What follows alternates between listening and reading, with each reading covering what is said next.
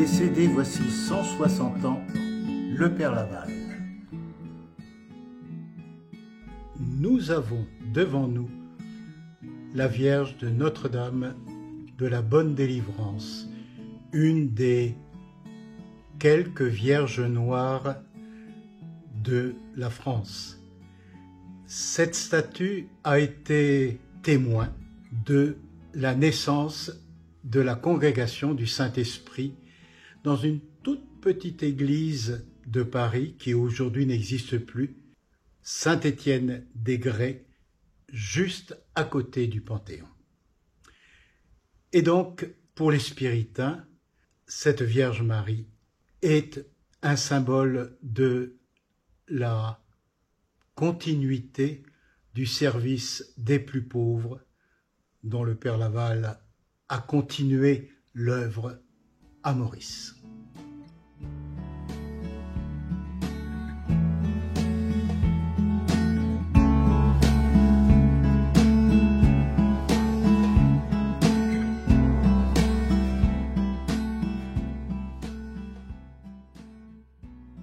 Nous sommes dans les archives générales des Spiritains à Chevilly-la-Rue, à côté de Paris.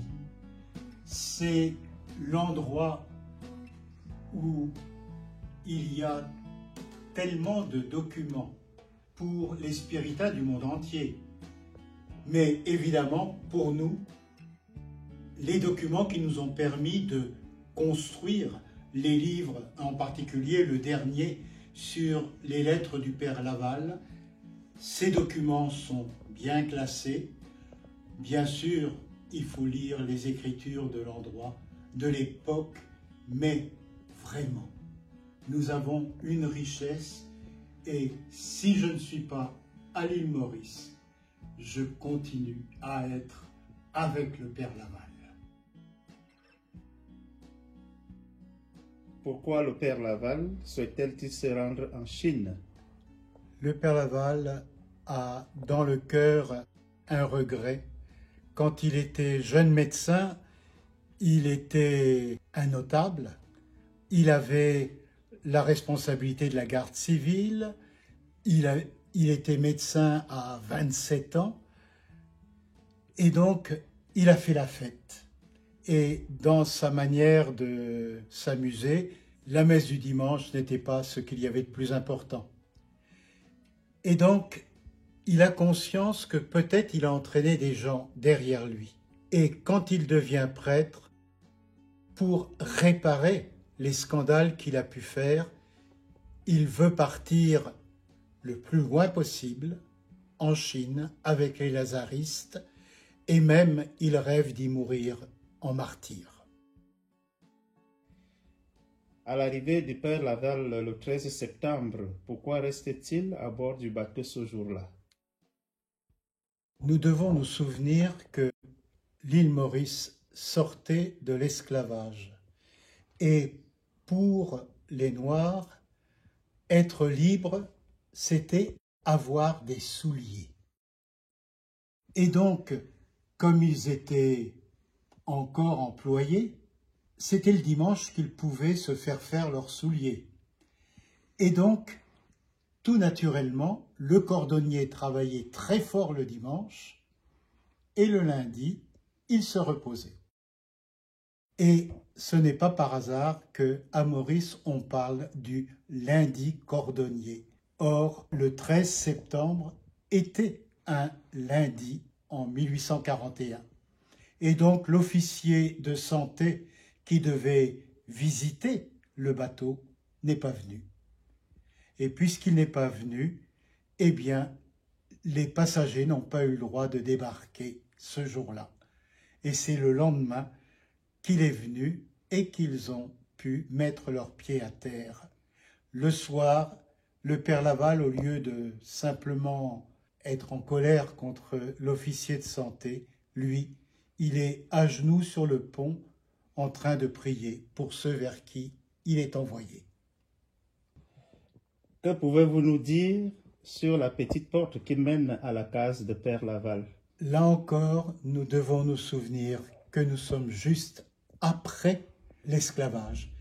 Et donc, il est impensable pour les Noirs de monter à la cure. Et donc, pour pouvoir les accueillir, le père Laval se fait construire une petite baraque. Mais les Noirs ont encore une difficulté, il faut qu'ils passent devant le gardien de la cure. Et donc, le père Laval fait ouvrir sur la rue de l'église une porte que le curé de la cathédrale a bien voulu nous rebâtir, parce qu'évidemment elle avait disparu, pour à l'emplacement même, parce qu'on a quand même quelques roches qui rappellent l'emplacement de cette porte, mais ce qui est passionnant, c'est de se dire, il a compris que ceux qui veulent le voir doivent pouvoir venir librement vers lui. Parlez-nous des conversions pendant le choléra. Alors, il y a eu plusieurs épisodes de choléra et même la variole, et les gens avaient conscience qu'ils risquaient de mourir, et donc un retour vers l'Église a été un des éléments majeurs. Bien sûr, les malades ont dû demander tous en même temps de se faire extrémiser. Et le père Laval a organisé les tournées des pères pour qu'ils ne soient pas eux-mêmes épuisés. Il leur a donné une meilleure alimentation et même l'évêque venait prendre sa liste de visites à faire pour les malades. Et donc, pendant ce temps, en plus des visites des malades, il y avait les gens qui avaient besoin de se confesser, il y avait ceux qui avaient négligé de se faire baptiser et surtout de se faire marier, qui venaient en masse. Le père Laval, avec le soutien de l'évêque, a même pris l'initiative de faire des mariages secrets, donc des mariages sans le mariage civil avant, parce que on n'avait pas le temps. Donc, les pères préparaient les couples et le père Laval faisait les mariages après, en général avec le baptême de l'un ou l'autre des conjoints. Et donc, cette foule qui venait vers les sacrements, je crois, on en a compté 3000. C'est énorme.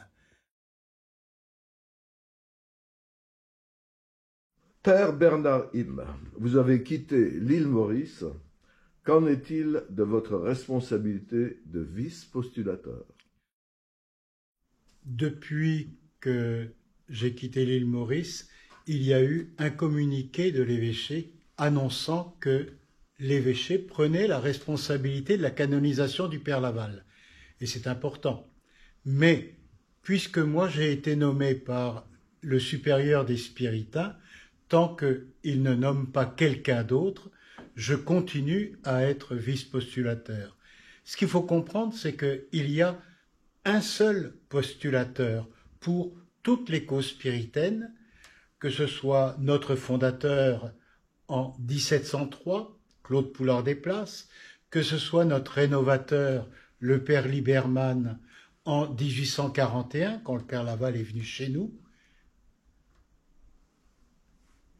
que ce soit le bienheureux père Brottier, que ce soit monseigneur Shanahan, les 20 martyrs de Congolo au Zaïre, toutes ces causes sont sous la responsabilité d'un postulateur. Mais il a des vice-postulateurs à son service et en général, dans des pays différents, des vice-postulateurs différents. Donc, je ne suis plus à Maurice, il va y avoir quelqu'un que l'évêché va nommer sur place. Moi, je suis en France. En plus, j'ai 3 confrères qui ont travaillé et pour le père Liberman, et pour le père Shanahan, et pour le bienheureux père Brottier. Donc, je peux être aidé si j'ai un dossier à préparer pour le Vatican. Chaque année, autour du 9 septembre, revient la question de la canonisation du Père Laval. Que pouvez-vous nous dire à ce sujet? Comme chaque année, hélas, je vais devoir redire que tant qu'il n'y aura pas un miracle reconnu par le Vatican, on ne pourra pas espérer faire canoniser le Père Laval. Et donc, qu'il y ait un ou qu'il y ait 10 vice-postulateurs, s'il n'y a pas un miracle, il n'y aura pas de canonisation. On a espéré, quand le pape est venu à Maurice, qu'il allait canoniser le Père Laval en place, on appelle ça subito santo. Eh bien non, il ne l'a pas fait parce qu'il accepte de suivre les directives de la Congrégation pour la cause des saints. Donc il nous faut une guérison physique, totale, instantanée ou d'une rapidité scientifiquement inexplicable, guérison qui dure, un dossier médical qu'il faut récupérer. Et vous savez qu'à Maurice, les dossiers de l'hôpital appartiennent au gouvernement. Et puis, donc, le rapport du médecin qui dit la médication que j'ai utilisée ou les séquelles que je craignais ne sont pas là. Et donc, je déclare que je ne peux pas expliquer cette guérison.